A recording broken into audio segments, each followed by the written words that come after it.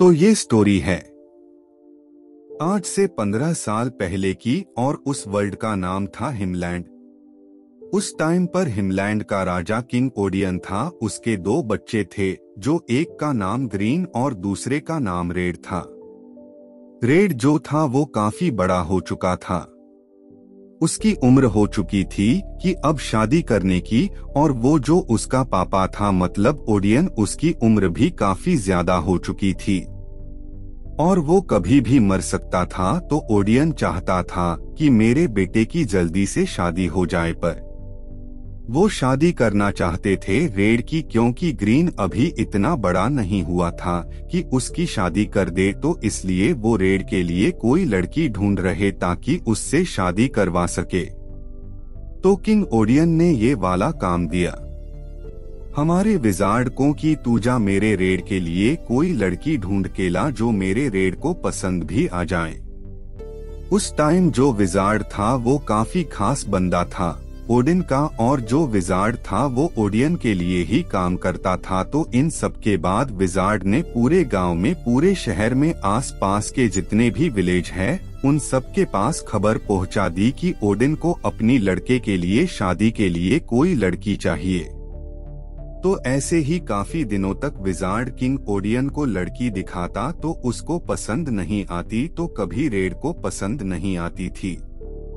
ऐसे ही करते करते काफी महीने, काफी दिन गुजरते गए। कोई भी लड़की नहीं मिली जो रेड के काबिल हो।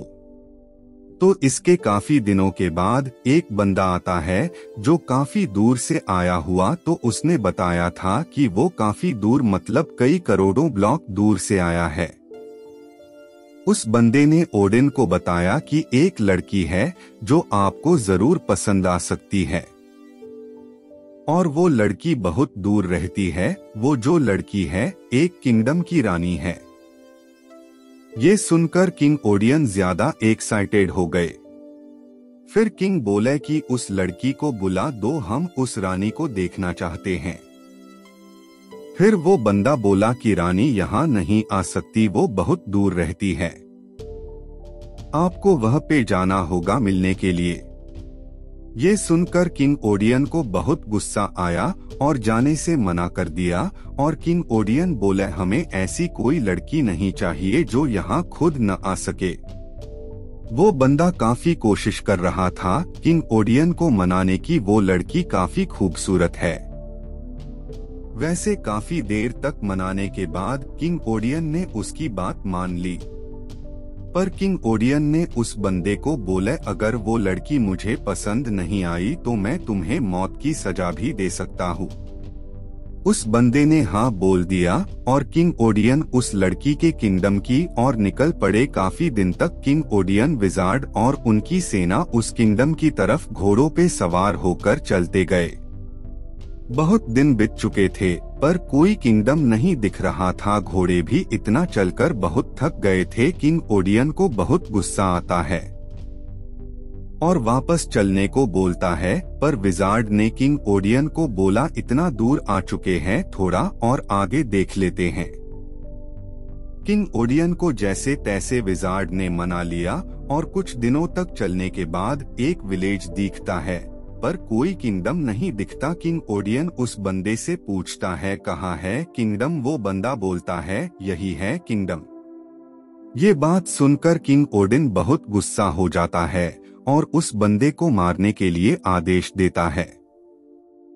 पर विजार्ड उनको रोककर बोलता है इतना दूर आ गए हैं तो देख ही लेते हैं वो लड़की कैसी है। किंग ओडियन को नहीं पता था कि इस फारलैंड्स के राजा उनको किंगडम में ही रहना पसंद नहीं था। वो नॉर्मल लोगों की तरह विलेज में रहते हैं।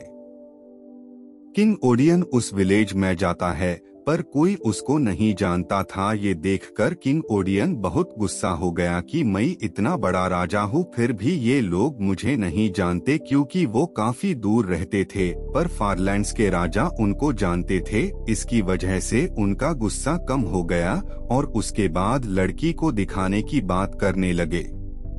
फिर उस किंगडम के राजा ने अपनी बेटी को बुलाने के लिए गांव के कुछ आदमियों को भेजा। किंगडम की रानी उनके पास आती है। किंग ओडियन और उसका लड़का रेड उस लड़की को देखने लगा और बात करनी चाहिए, पर उस लड़की ने किंग ओडियन को भाव भी नहीं दिया। किंग ओडियन को ये सब बहुत बुरा लगा कि कोई उनको इज्जत नहीं दे रहा। इतने बड़े किंगडम के राजा होने के बावजूद भी वो लड़की ने किंग ओडियन को भाव तक नहीं दिया। वो लड़की इतनी सुंदर थी कि सब भुलाकर उस लड़की से फिर पूछा, क्या आप मेरे लड़के से शादी करना चाहती है? और उस लड़की का नाम जास्मिन था। क्वीन जास्मिन ने किंग ओडियन को साफ साफ मना कर देती है। ये सुनकर किंग ओडियन बहुत गुस्सा हो जाते हैं कि हम इतना दूर सिर्फ तुमसे मिलने आए हैं और तुमने साफ साफ मना कर दिया। गुस्सा हुए किंग ओडियन उस क्वीन जास्मिन को सीधा उसके मुंह पे कह देते कि तेरी सुंदरता थोड़े दिनों बाद अपने आप गायब हो जाएगी। उसके बाद किंग ओडियन अपने किंगडम की ओर निकल पड़ते हैं। किंगडम में पहुंचने के बाद किंग ओडियन विजार्ड को बुलाते हैं और बोलते हैं कि कुछ भी करके उस क्वीन जास्मिन को इतना बदसूरत कर दो कि वो बहुत पछताए और किसी को मुंह दिखाने के लायक न रहे, और उस विलेज को पूरा खत्म कर दो। विजार्ड ने किंगडम में एक टेलीपोर्ट चैम्बर भी बना दिया ताकि उस विलेज से वापस आने में टाइम न लगे। विजार्ड बहुत मायावी था। उसने कुछ किताबों की मदद से उस विलेज में जाकर क्वीन जैस्मिन को काला जादू से बहुत बदसूरत बना दिया और उसके बाद विलेज भी खत्म कर दिया। उसके बाद विजार्ड किंगडम में टेलीपोर्ट चैम्बर की मदद से पहुंच गया। किंगडम में पहुंचने के बाद विजार्ड ने किंग ओडियन को सब कुछ बता दिया। ये बात सुनकर किंग ओडियन बहुत खुश हो गया। दूसरी तरफ क्वीन जास्मिन सुबह उठकर आईने में देखा तो वो बहुत बदसूरत दिख रही थी। वो बहुत डर गई। उसने ये बात उसके पिता को बताई। उसके पिता भी बहुत डर गए और बेटी को बोले किंग ओडियन से माफी मांग लो, पर उस विलेज में कोई भी नहीं था जो किंग ओडियन के किंगडम का रास्ता जानता हो। ऐसे ही दिन बीतने लगे। लोग क्वीन जास्मिन का मजाक उड़ाने लगे। इस वजह से वो बहुत डिप्रेशन में चली गई। सब उसे चुड़ैल चुड़ैल बोलते थे। फिर एक दिन जास्मिन ने फैसला किया कि मैं यहाँ से बहुत दूर कहीं चली जाऊंगी और तभी वापस आऊंगी जब खूबसूरती वापस आ जाएगी। क्वीन जास्मिन ने भी काला जादू सीखना शुरू कर दिया। बहुत दिन बहुत साल बीत गए, वो ठीक नहीं हुई। बहुत साल बाद एक स्मार्टी पाई नाम का लड़का आया। उसको लगा वो किंग ओडियन का भेजा हुआ कोई सिपाही है। उसने उस पर हमला भी किया। स्मार्टी पाई ने उसे फूल देकर उसका ट्रस्ट जीत लिया। स्मार्टी पाई को भी उस लड़की से काम था, इसलिए वो वह गया। क्वीन जास्मिन ने उसकी बात सुन ली, पर उसने एक शर्त रखी कि मुझे इस बदसूरती से आजादी दो। क्वीन जास्मिन ने उसके साथ जो कुछ हुआ स्मार्टी पाई को बता दिया। उसके बाद स्मार्टी अपने किंगडम की तरफ बदसूरती का इलाज पूछने लाइब्रेरियन के पास जाने लगा। तभी उसके दिमाग में आइडिया आया। कुछ दिन पहले उसको स्किन डिसीज हुआ था।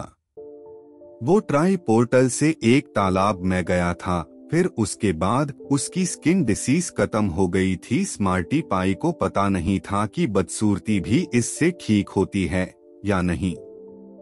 फिर भी वो उस क्वीन जास्मिन को वहां लेकर गया और उसको उस तालाब में तैरने को बोला, पर वो लड़की डर रही थी।